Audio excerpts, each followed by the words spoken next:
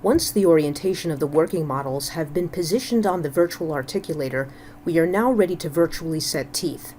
This would be the equivalent of the lab exercise you would do between visits 3 and 4. After selecting the Teeth Setup tab, we will sequentially select the icons from left to right. We will first guide the software to focus on the mandibular arch. The spheres can be grabbed via your left mouse button and ideally positioned to bisect the ridge from the retromolar pad to the canine area. You can turn off the mirror ridgeline when encountering mandibles that have asymmetry between the right and left quadrant, so you can individually set the alignment. We acknowledge the necessity of setting the posterior teeth on the center of the ridge. In other words, the central fossas of the posterior teeth should be aligned to the middle of the ridge. A mandibular removable prosthesis traditionally has the most compromised prognosis because of a number of factors. Retention and stability is affected negatively by the movable floor of the mouth, movement of the tongue and cheeks, and lack of a reliable peripheral seal. In addition, we are aware that the mandible resorbs 4 times as quickly compared to the maxilla, according to Tallgren and Atwood. So that implies less cortical bone to tolerate forces, less surface area for retention and resistance, and more coronally placed frenum attachments, which interrupts flange extension and provides additional areas of movement that can disrupt denture stability. Optimizing the placement of the posterior teeth maximizes the stability of the lower denture and allows forces to be distributed and transferred apically through the greatest amount of bone. Bone atrophy and isolated excessive tissue pressure is avoided and patient comfort is maximized. Once we have plotted the ridge lines, we can select the green check mark and advance to the next icons. You can, at this point, modify the models and perform extractions or tuberosity reductions or otherwise address alveolar exostoses before setting the teeth. These features will be discussed at a later time. If these features are not necessary, you may skip over to the Select Maxillary Anterior Tooth Card icon. The maxillary anterior selection panel comes up and the tab Teeth Setup is open by default. You have already marked your canine lines, midline, and you may have marked or measured your high smile line. We will first select the anterior 6 teeth that best accommodates. Instead of measuring with a flexible ruler, you need only to follow the rim demarcations that represent the distal of the canine to the distal of the canine. If you are having difficulty adjusting the arc, turn the image so that the occlusal plane is facing towards you, which indicates to the software that you desire to edit the curve. This feature is built in so you do not inadvertently adjust the arc when rotating or otherwise examining the image. Click on the dark book that represents the tooth catalog, and you have the option to look at the Horaeus Culzer Mondial or premium line of prosthetic teeth. Traditionally, Mondial is used for CDs and RPDs. When you open up the catalog, automatically highlighted will be recommendations based on your plotted arc measurement from canine to canine. You can use the ruler always located in the upper left corner to measure the high smile line, or you can take a look at the suggested teeth and decide which mold is appropriate based on your interaction with the patient. These suggestions are highlighted, however you are allowed to override and select a larger or smaller mold depending upon your preference. Measurements of distal of the canine to the distal of the canine on a curve are provided in the catalog and can be referenced if needed. Once you select the anterior teeth, they will automatically populate the occlusal rim and the incisal edges will appear on the plotted arc. We don't always make perfect wax rims, so deviations in symmetry are made quite obvious, as certain teeth may become more readily visible than compared to others. You can make the wax rim transparent so that you can more easily visualize and edit the position of the teeth. Select the Manual Adjustment tab and then select any tooth and an editing panel will pop up, offering a wide variety of editing options. You can now adjust tooth cant and placement by hovering over an icon and using your scroll wheel on your mouse to position the teeth as you wish, using your occlusal rim as your guide. Take special note of the selection boxes. Edit as a group and mirror automatically. You can accelerate the adjustments or enhance the symmetry by affecting more than one tooth at a time. You can move all the anterior teeth at once, or only the centrals, or the laterals, or canines, or just move one tooth at a time by unchecking both boxes so you can individualize and customize setups. You can see how you are able to elevate the laterals slightly and cant them inwards, and then distalize and bring the necks of the canines out more buccally as the dominant corner tooth that introduces the posterior teeth. Other available options in this window include the ability to see displayed your adjustments, which are measured by fractions of a millimeter. You can also enhance symmetry, or you also have the option to reset individual attributes or return to the original orientation in order to revert to the original settings.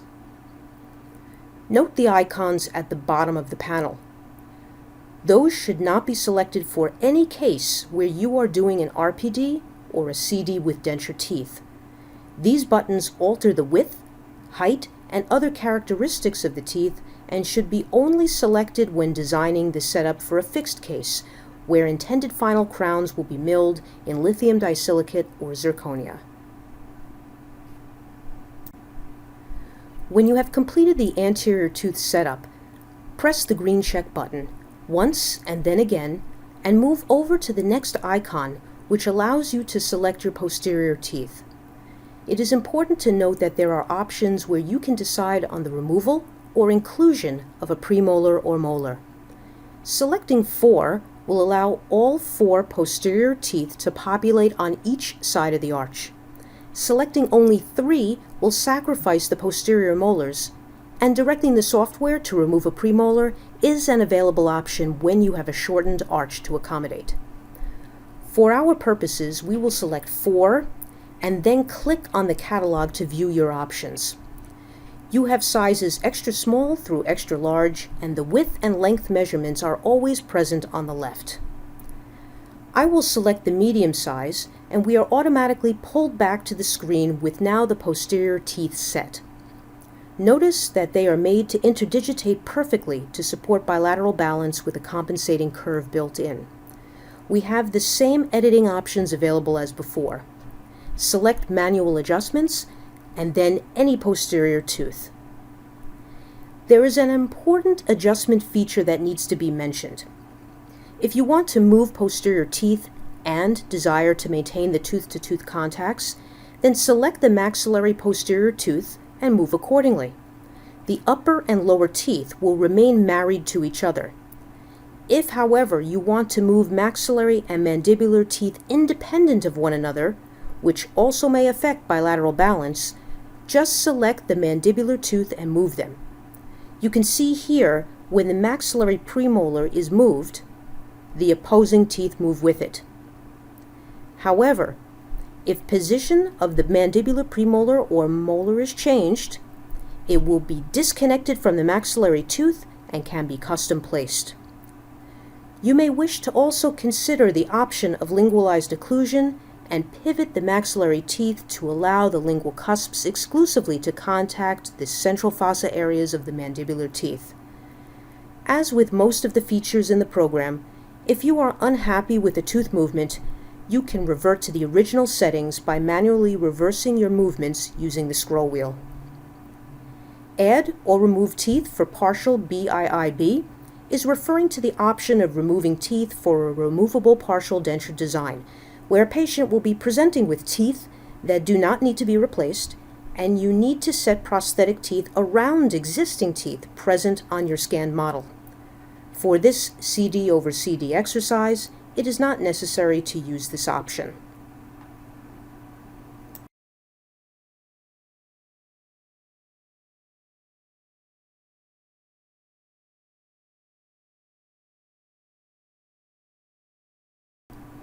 When you are done with your posterior teeth setup, you are now ready to set the mandibular central incisors.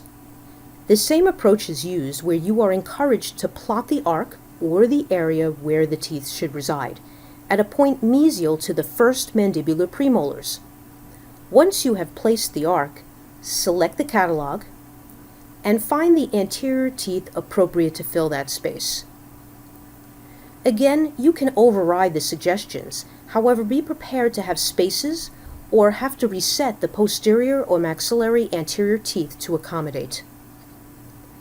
As an example, we can select this tooth mold, which completely surpasses the defined area, and the program will immediately indicate to you that there is a lack of space by spitting out a tooth toward the lingual area.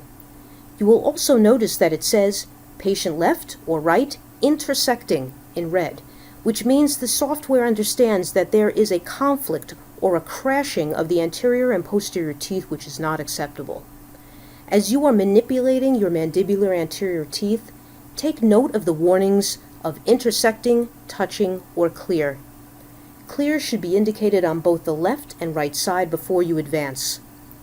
Let's select a better tooth mold by simply going back to the catalog and selecting a more appropriate size.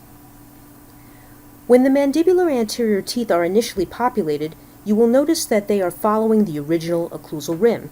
However, we need to consider the horizontal and vertical overlap that we want in order to maintain bilateral balance.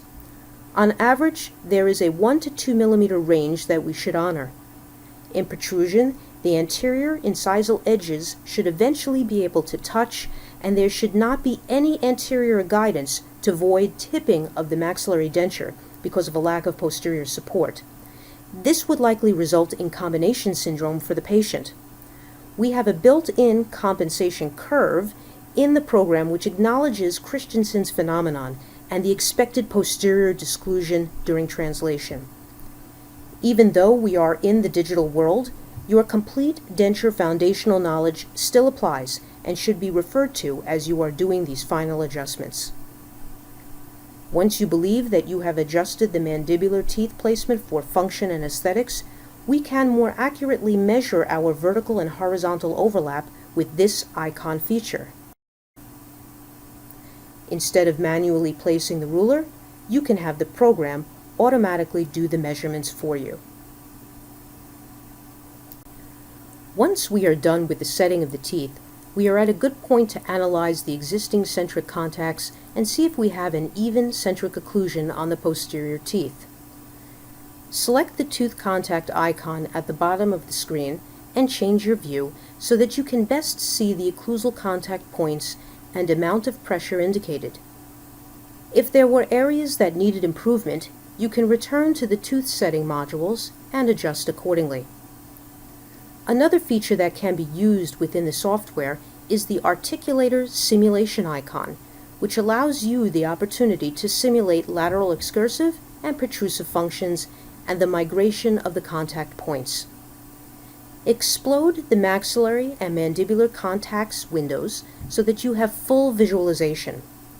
The default is set at symmetrical. You can add or remove the appearance of the articulator. Manually grab the slider and move to the right to simulate protrusive movement. The amount of movement can be controlled by you. If you select asymmetrical, you have the opportunity to grab the slider from the midpoint and move it from side to simulate lateral excursive movement, and once again, view the contact points. When you are done, close out the simulation panel and return to the main screen, where you can now either correct or enhance tooth position, or move forward into the wax up and festooning portion of the software. Within the teeth setup mode, there are two other icons which reference Smile Design modules that allow you to import and overlay your patient's photographs to simulate the appearance of the denture teeth and evaluate smile lines and proportions.